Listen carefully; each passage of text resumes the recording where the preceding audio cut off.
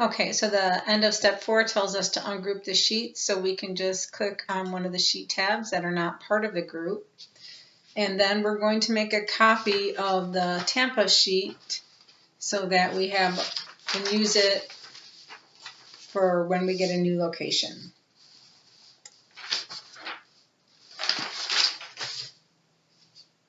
So I'm going to right click and choose Move or Copy.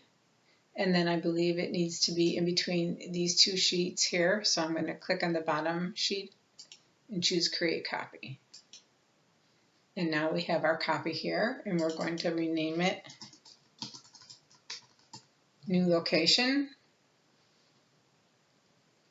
And we're going to clear out the Tampa name. So I'm just going to click on it and hit my delete key. And clear B7 to M12, so the data. And this I'm going to right click and choose Clear Contents. Now we're going to head over to the All Locations worksheet. And in cell B3, we're going to add up all the data from the Naples, Sarasota, and Tampa worksheets using 3D reference. So adding, we're going to use the sum function. And I'm going to click on the Naples worksheet and click in B7, hold my Shift key down and click on the Tampa worksheet, and then hit my Enter key. And now we can see it added the cell B7 from the ranges Naples to Tampa. We can copy this across. And then when we copy down, we need to remember to choose Fill without formatting so that it maintains our formatting for us. In cell B3, we're going to put the today function.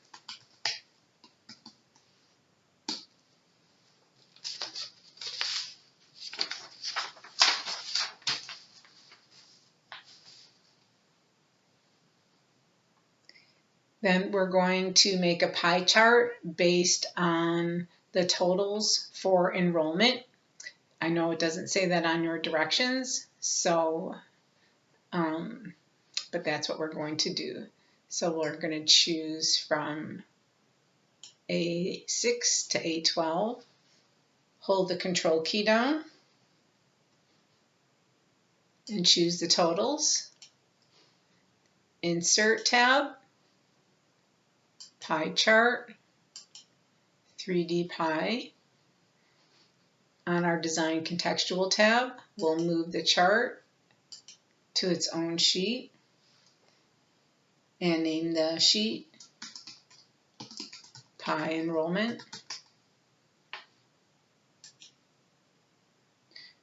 We're going to change the style to Style 8. We're going to update the title to say Total Enrollment by Course. Whoops, I don't mean to hit my Enter key. We're going to explode a piece of the pie. So if I click on my pie, it selects all the pieces. You can see the little bubbles around, but I just want to explode the ocean piece. So I'm going to click on that, and now you can see just this piece is selected. If I right click on this piece, I can say Format Data Point, and it brings up the navigation pane that I need. And here I'll type 20 and hit Enter on my keyboard to explode it. We're going to modify the data label, so I'm going to click on one and it selects all of them. Again, I'm going to right click and choose Format Data Labels. We want them to show the category name and the percentage. We don't need leader lines. We're going to update the number format, so I'm going to come down here a little bit and choose percentage. And then switch it to 1 decimal place. I type 1 and hit the Enter key on my keyboard. We're going to change the position of the data labels to center, so we're still here in this navigation area. And now we can't read them, so we're going to come up to the Home tab and change the font color to white and the size to 15. We'll add a header and footer to the all locations. So I'm going to click back over here. I'm going to navigate using the page layout down here on my status bar. And in the center for the header, I will type revenue summary.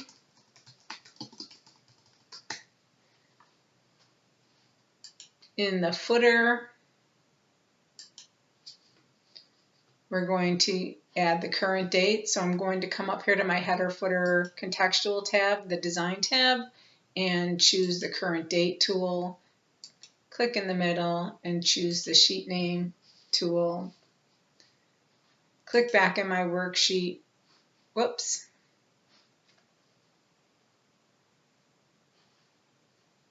Page layout. Launch my scale to fit. Margins, and these are going to be 0.3. I'm going to tab over to the other one on either side and click OK. Yeah, that's it for these steps.